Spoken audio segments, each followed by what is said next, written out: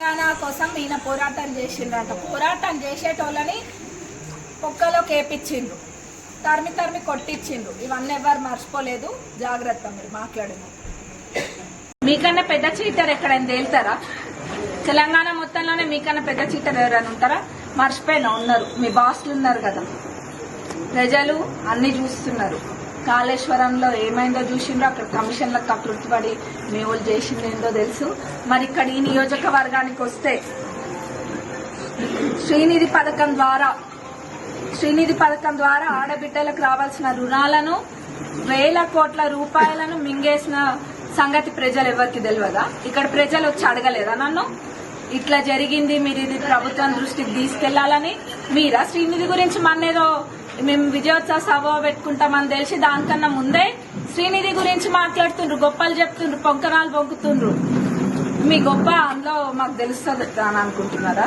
శ్రీనిధిలో మీరు ఏం చేసిండ్రో మాకు తెలియదా? తెలియదా అని చెప్తుంది.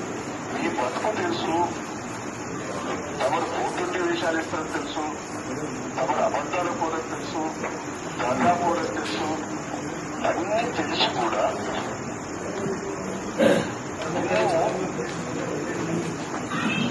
తెలంగాణ సెంటిమెంట్ మీద గెలిపించారు.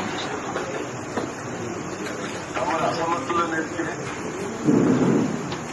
తమరు బండి లేస్తున్నప్పుడు తెలుసు. ఇవన్నీ తెలిసి కూడా సెంటిమెంట్ ఖబర్దార్ దయాకర్ రావు గారు, ఇంతకు ముందు చెప్పినాం, ఇప్పుడు చెప్తున్నాం. ఎవరు కూడా కళ్ళు మూసుకొని నిద్రపోతలేరు.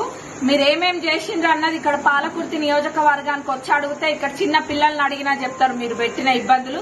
అవును అన్నారు, మా ముఖ్యమంత్రి గారు అన్నారు రాక్షసుడి పాలన అని.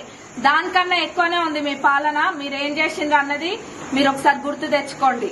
ఇక్కడ నోరిప్పితే కేసులు పెట్టి వాళ్ళని జైళ్లలో పెట్టించిన చరిత్ర మీకు కాదా? ఏం మాట్లాడుతుండ్రు? ఒకసారి మాట్లాడే ముందు గురిగింజకు దాని కింద ఉన్నది తెలియదు అన్నట్టు మీకు కూడా మాకు తెలుస్తలేదు అనుకుంటా ఏం మాట్లాడుతుండ్రో. మా ముఖ్యమంత్రి గారిని అంటే మాకు ఫస్ట్ ఆడబిడ్డలే వచ్చి సమాధానం చెప్తారు, గుర్తుంచుకోండి. ఏమన్నారు?